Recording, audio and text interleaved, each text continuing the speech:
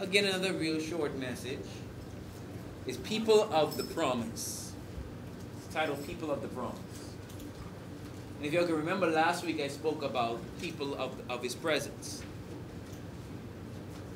And in speaking about people of His presence, we were talking about, as believers, we should be intentionally conscious of His presence, of carrying, of hosting His presence, of living in a lifestyle that carries His presence. Always being aware of Him throughout the day. That's how you stay in His presence. That's how you abide, by consciously being aware and thinking on Him and carrying His presence throughout the day. Whenever we've trained ourselves, this is a discipline of learning to live in the Spirit, of being aware of His presence, we become a people of His presence. And when we become a people of His presence, then we can become a people of His promise. Meaning, we'll be able to obtain and walk in the promises that God has for us. Okay? I don't know about you guys, but I have been feeling something is about to break over this ministry and just personally. I know, think about it, feel in your lives. It feels as though something is about to happen in your life.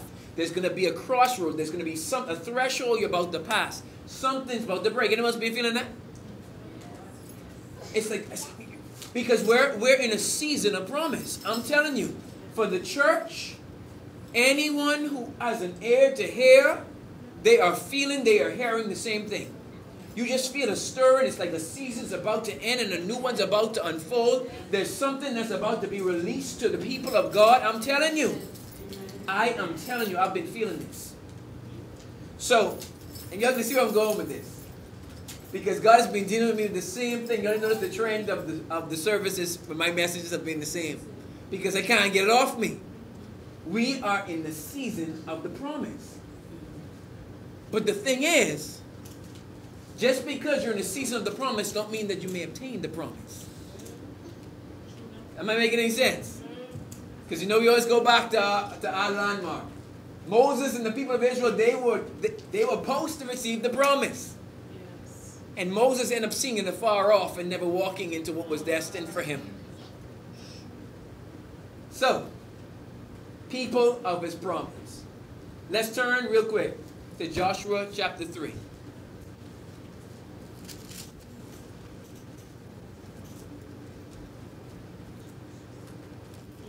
And so what's happening? Moses has died. God has spoken to Joshua and told him, I will be with you, be strong and of good courage.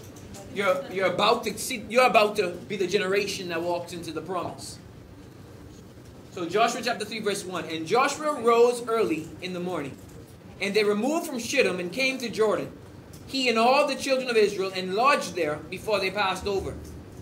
And it came to pass after 3 days that the officers went through the host. And they commanded the people, saying, when you see the ark of the covenant of the Lord your God, and the priests of the Levites bearing it, then you shall remove from your place and go after it. Yet there shall be a space between you and it, and 2,000 cubits by measure. Come not near unto it, that you may know the way by which you must go, for you have not passed this way before. And Joshua said unto the people, sanctify yourself, for tomorrow the Lord will do wonders among you. Now, the rest of the story goes like this. The priests take the Ark of the Covenant. They walk to the sea, to the Jordan River. The minute they touch it, just like the Red Sea parted, the Jordan River began to part. First off, this was God showing this generation that just like I was with Moses, I'm also with Joshua. And we know that the people of Israel passed over to touch the promised land. Okay? Now, an important part of this is that he said in verse 3, and they command the people, saying, when you see the ark of the covenant of the Lord your God, and the priests of the Levites bearing it, then you shall remove from your place and go after it. Yet there shall be a space between you and it, about 2,000 cubits by measure. Come not near unto it, that you may know the way by which you must go, for you have not passed this way before. This was a new place. This generation have never gone this way before. They didn't know this path. God is speaking to this generation. What God is about to do, we have not seen before. The doors that are about to open up in our lives, are doors in which we probably wouldn't even think would have opened. That's why it's like things are happening in people's lives, and you're like, I never thought I'd find myself going in this direction. But it's God.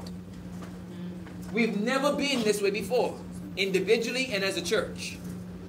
God is doing a shifting right now because Jesus is coming soon. He have to get his people to the promise. So, you've never been this way before. The Ark of the Covenant represented the presence of the Lord. He said, I want the priests to carry the presence and be the ones that lead the way. We all know that now, because of Jesus, we're a royal priesthood. God is saying that we must be people of his presence to pave the way for this generation to come to the promise, to come to revival, to come to meeting Jesus and everything that purpose has for them. This is why we have to be people of the presence. This is why we have to move from childlike faith to be mature in our walk. Because some people will not know Jesus unless we show them Jesus. Some people will not see purpose and promise unless we're in our place of purpose and promise to lead them there. We are a royal priesthood who will carry the presence, the Ark of the Covenant of the Lord, and lead people to the promise. Okay? The word of the Lord to us has been this, that we are positioned for the promise. That's not just for the church. If you've been listening to people preach, it's basically the same thing, just reworded. We are at a place in the kingdom what is the most exciting time for the church. Because Jesus said he's not coming back unless a church without spot or wrinkle. And we have to come into purpose. We have to come to maturity for him to come back. And he's about to come back soon. That's why it's like you feel like you're getting pushed into stuff. You're getting pushed into purpose. Like, I didn't thought I would do this, but there's nothing else to do. I just find myself coming to this place. And it's God. Make any sense? It's like a shaking, a stirring. The things you used to like right now, even though it was good or used to be God in that season, it feels like I don't have the urge or the passion for this no more because God is pushing me into something new, a way I've never been before. Making any sense? So we're positioned for the promise. What is the promise? The promise is everything that heaven has for you in this season. The promise is your place of divine purpose. It's the place where everything you need to fulfill purpose, you're positioned there. If you need favor, resources, placement, if you need more than enough, that is the promise. So what does it mean to be positioned? It means to be in the right place, to see the promise, and not just see the but to receive the promise. To be in the right place to receive the promise. Because remember, Moses saw the promise from afar off. Now, Joshua's generation was being positioned to receive the promise. You see the difference? They went around the mountain, but he saw it. But he was never positioned to receive it. The Jordan was the place of the positioning. We are at the Jordan in this time of history. I'm telling you, I was looking up the Jordan River, and they were saying that the Jordan River, you could not navigate in this river because it was so windy and everything else. You couldn't do trade, nothing. That they actually began to regard it as the border. That was what they would call it, the border. The border to what? We are at the border of our promise because we're positioned to the Jordan. Now, feeling me? So, we are to be positioned, meaning you're in the right place to see the promise, and not just see it, but to receive it. This means that we have not obtained the promise yet. The promise is ours in the Spirit. It's been released in the heavenlies.